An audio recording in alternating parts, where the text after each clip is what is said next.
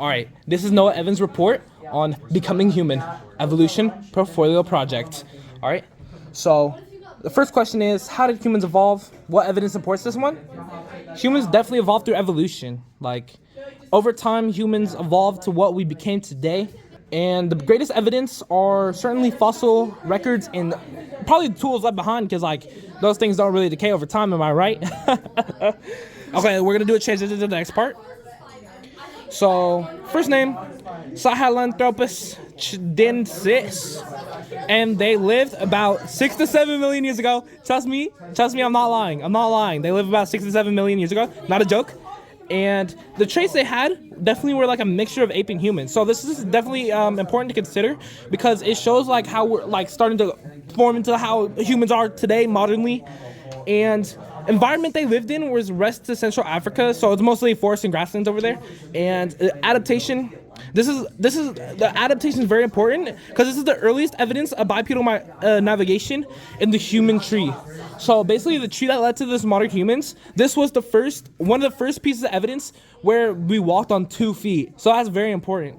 All right, this is beneficial to them because it allowed them to survive in diverse habitats. Next species we have is Australopithecus africanus. All right, these lived about 2.1 to 3.3 million years ago. All right, and then these traits, eventually they got larger brains, which is a trait that eventually morphed into modern humans. But they also still hold some of their like ape-like traits, like by having long arms compared to their body. It's better adapt for climbing. So they lived in southern Africa, mostly South Africa. And the bone structure indicates of bipedal travel. So we're here still traveling by our 2 feet like we do today. And the shoulder bones supported climbing. So definitely like the bone structures definitely proved to them that they were like still had like ape-like traits. Miss, what's it called when they climb? Ape-like traits, ape-like behaviors. So they had ape-like behaviors as well. So this is beneficial, because it shows a mixture between human-like travel and ape traits as well. So it's like a mixture of us modern human traits and like the ape ones. So, and then our third species here we have Homo erectus, lived about 110,000 to 1.89 million years ago. These traits, they were fully upright, no debate about it, and they had a larger brain. So now we're morphing more into human. So environment: North, South, East Africa, West and East Asia. So, and their adaptation, they fully left behind climbing to walk, fully left behind the air-like traits, and the structural proportions resemble modern humans. And they're the first species to expand out of Africa, and they show resemblance to us. All right, part two. Fossil evidence is the strongest evidence that humans evolved from earlier species, like the apes ones. The first piece, bipedalism, supporting bone structures. So these are bone structures that support 2 feet walking, like upright walk. Okay, and then the second piece of evidence is the skull size, so supporting larger brains for intelligence and stuff like that.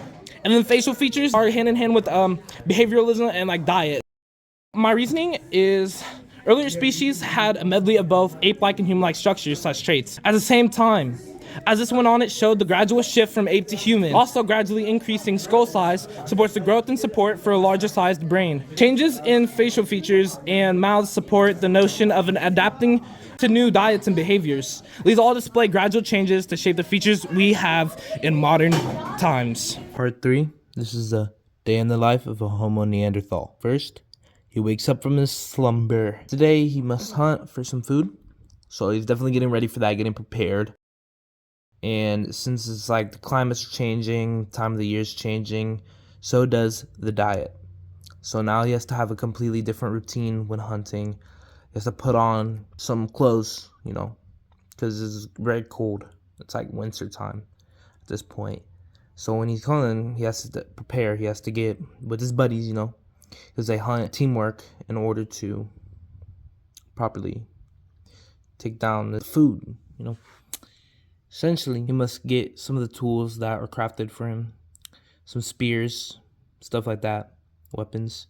He also brings along his child, because passing down the knowledge from each generation. As they start hunting, they find the prey kind of. And then once they successfully capture the food, take it back, cook it up, and they eat it. And that's the day in the life of a Homo neanderthalis.